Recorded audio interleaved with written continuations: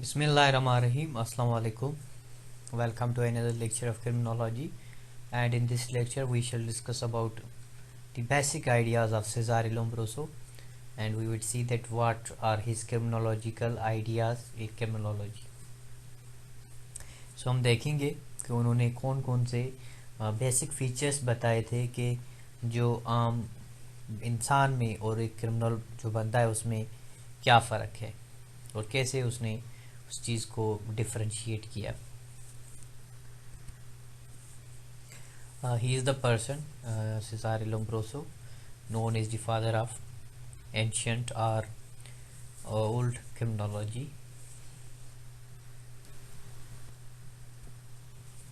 Ideas of Lombroso. Number one, he says serious criminals are born criminals.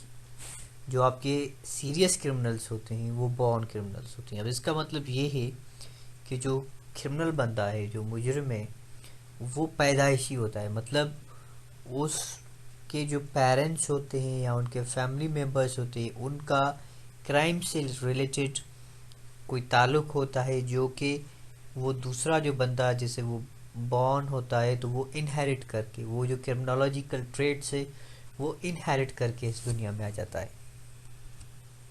Likewise, physical traits of criminals are different from others. जो physical traits है, अगर आप criminal के नाखून देखेंगे वो एक आम बंदे से डिफरेंट हो गए. But these are the ideas of Lombroso.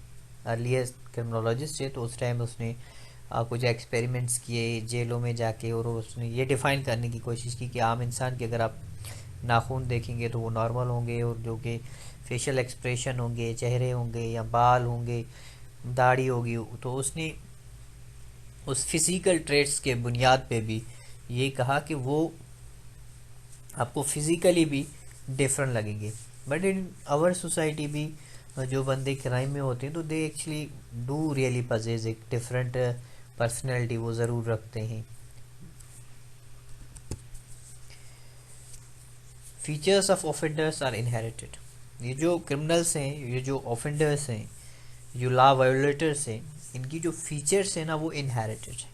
Like earlier I said कि वो दे आर बॉर्न क्रिमिनल्स, वो इनहेरिट करते हैं और इनकी इनहेरिटेंस होता है, विरसे में होता है.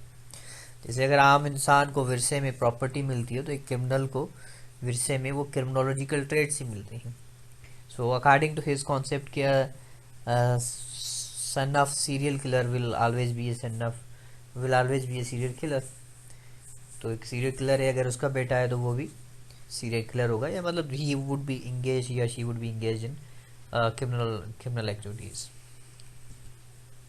Criminal behavior is inherited. Similarly, we spoke on this thing. Thus, the criminals are biological different from other common people.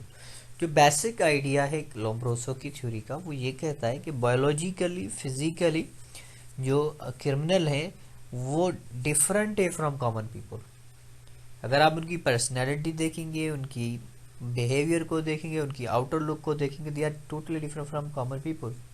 पर अगर इन आइडियाज़ को देखा जाए तो बाद में जाके जो एडविन सुदरलैंड है या सेजारे बेकरिया है तो अल्टोगेदर इस चीज़ को ख़त्म कर दिया, क्योंकि क्राइम जो है एक पर्सनल बंदे के साथ लिंक्ड होता है, उसका वैसे जेनेटिकली या ऐसे तौर पे किसी का ताल्लुक नहीं है. तो ही वाज द पर्सन जो कि इसने अपना एक बायोलॉजिकल थ्योरी दी और जिसमें ये समझाने की कोशिश की कि क्राइम का ताल्लुक बायोलॉजी से. बट इसकी क्रिटिसिज्म है जो कि सोशल लर्निंग थ्योरी या बिहेवियर थ्योरी ने या सोशल साइकिल थ्योरी ने इस कॉन्सेप्ट को अल्टुगेदर ख़त्म कर दिया, और मॉडर्न टाइम में इंसान को एज ए यूटिलिटी तौर समझा जाता है. जो जॉर्मी बैंथम का कॉन्सेप्ट है, सेजारे बेकरिया का कॉन्सेप्ट है, जो इंसान को एज ए यूटिलिटी मानते हैं और कहते हैं कि इंसान एक प्रोडक्टिव मेंबर है सोसाइटी का, और उसको आप मतलब अल्टुगेदर ख़त्म नहीं करें. अगर आप क्राइम वो इंसान करता है तो आप उसको रिहेबिलिटेट करें, रिहेबिलिटेशन सेंटर हो, जेल जो हो वो एक इलाज का सेंटर हो, ना कि मारने का सेंटर हो. Like there is a famous saying of